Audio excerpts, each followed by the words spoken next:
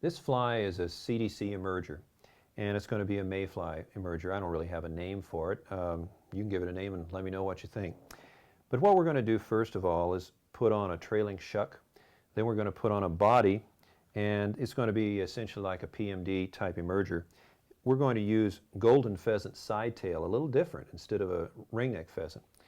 And we're going to use some dubbing and a CDC wing. We begin our thread in a reverse direction. The reason for that is I want a little thread foundation but not a great deal of bulk. Now I'm tying it perhaps a little bit large. It's a 14, and as you well know, a PMD is going to be, infrequens or enormous, is going to be more like a 16 or 18, but for visual purposes I'm tying a little bit large. When you get down in those smaller sizes, you don't want a lot of extra bulk down there. So what I'm doing is I've simply taken the thread and I've reached around the eye of the hook. I'm sliding it back into position where I want the end of the body to be. I'm going to wind 2 or 3 winds of thread. Now that's not locked in place. I'm going to throw this over the front, grab it and stretch it just a little bit to flatten it out to reduce some bulk, and continue to wind on forward until I have a thread base.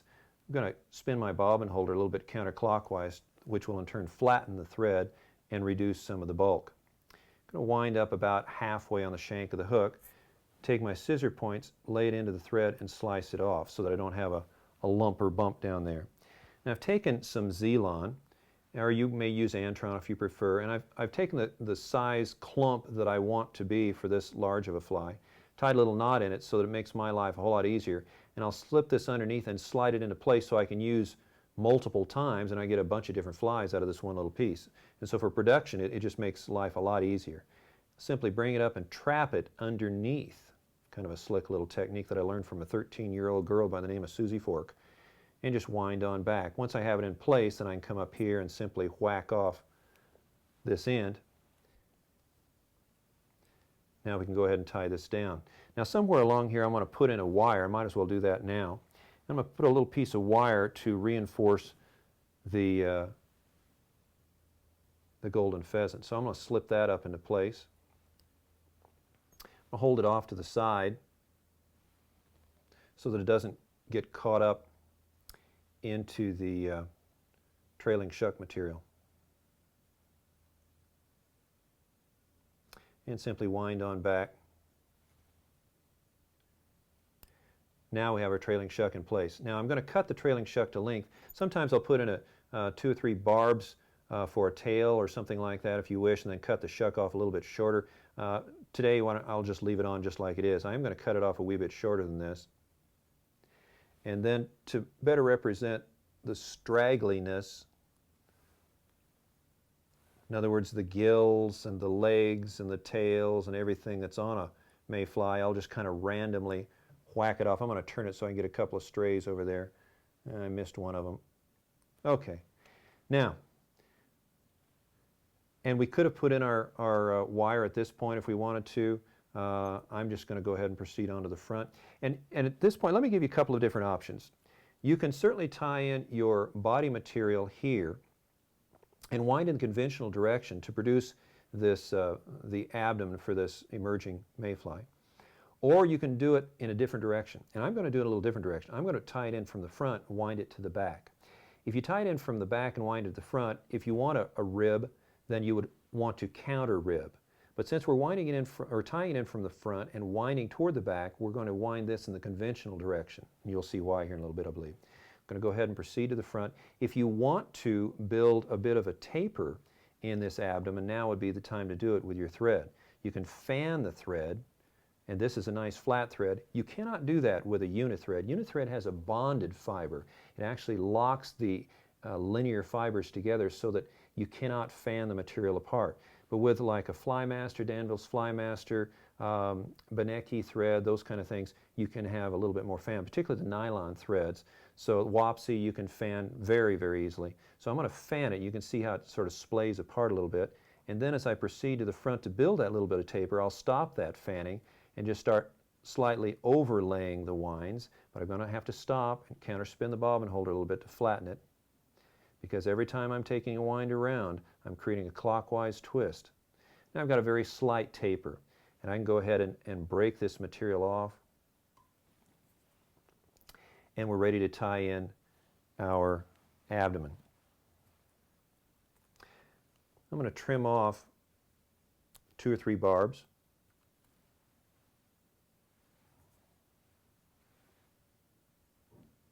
And you can do the same thread trap approach if you want to, or you can simply tie them in underneath,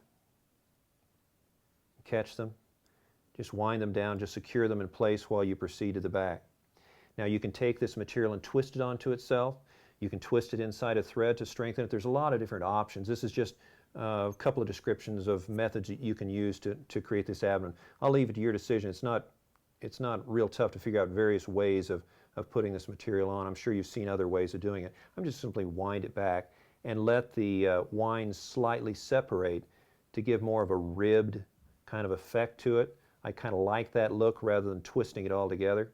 The reason that I use golden pheasant rather than ringneck pheasant, I just like, it seems to give more of a speckled, mottled look. If I've used ringneck pheasant, I don't get as much barring, particularly in a smaller fly. And you'll notice the barring on this golden pheasant is more distinctly, more bars, shall we say, than you'd have on a ringneck pheasant. It's more just a dark and a light on a ringneck pheasant, where with this you have multiplicity of little speckles and bars. So try different things. Now we'll wind it on around, and then we'll take our wire and begin winding the wire in the conventional direction. That's trapped.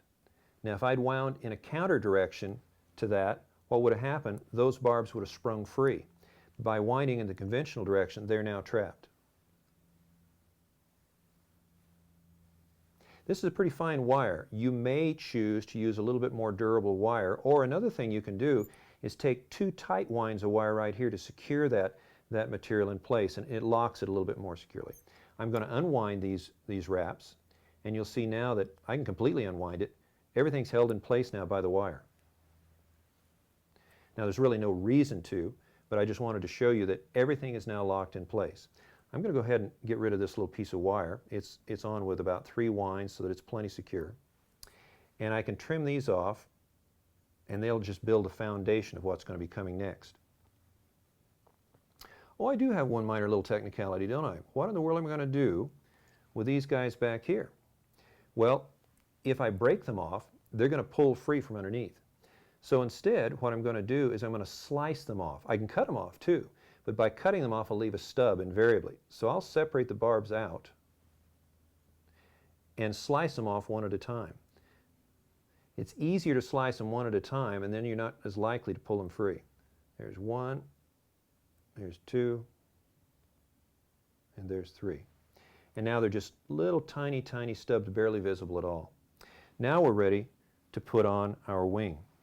What I'm going to use is a CDC feather that has a fairly even tip. You can use synthetics if you choose to. There's all kinds of different options, but I like to use CDC since it's a CDC emerger. We're going to take a feather that has barbs that fairly much go all the way to the tip of the feather as best we can. I'm going to take those barbs, pull them together, just like that. Now we're going to tie them down. I want to trim that tip up just to even it up just a little bit. Let me see if I can pull those barbs a little bit more even. Trim them up so they're square. Spin my bobbin holder in a slightly counterclockwise direction so that the thread will kick to the back. And in turn, what it's going to do, it's going to throw right over the top of my material. Watch. See how it falls right over the material? Then I can capture the material and slide the material right into place. Now I've got it exactly where I want it to be. I want the material to slightly lay on either side of the shank of the hook. Wind it on back until you're just a little bit shy of the abdomen. We're going to put some dubbing right down there. Now I've got a fairly coarse dubbing that I've blended up. I've got some coarse hare's mask. I've got some synthetic in there. I've got some bleached muskrat in there that's dyed yellow. A lot of different materials. I want just a coarse, sparkly sort of a dubbing. It's going to represent legs as well as abdomen. I'm going to pick it out, tease it out a little bit. Not going to put any hackle on this fly at all.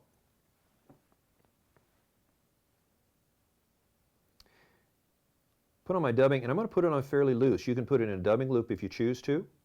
That's an option. But I'm going to put it on fairly loose. I want it to be a little bit scuzzy. We'll probably add some more here before long. Notice that I twisted on in a clockwise direction.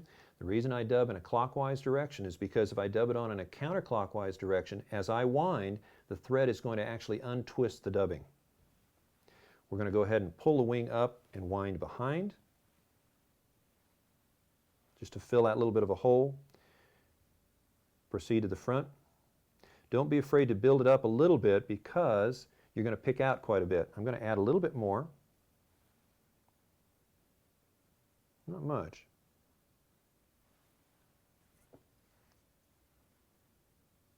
Kind of go through that. I need just a little bit more to fill that hole right there. Not much. Back off just a bit. Just going to pull that up.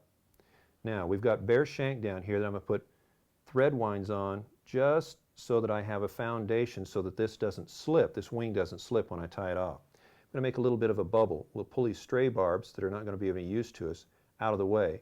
We're going to push the wing back up to form a little bit of a bubble. Take my thread, come in and trap it, pull up, pull up, pull up to force that wing to stay right up on top. Look at it, make sure you've got it in a position that you want. Once you've got it in the position you want, you can come back with your scissors and trim that off. Now to finish the head, I'm going to dub the head. Take a little bit of dubbing.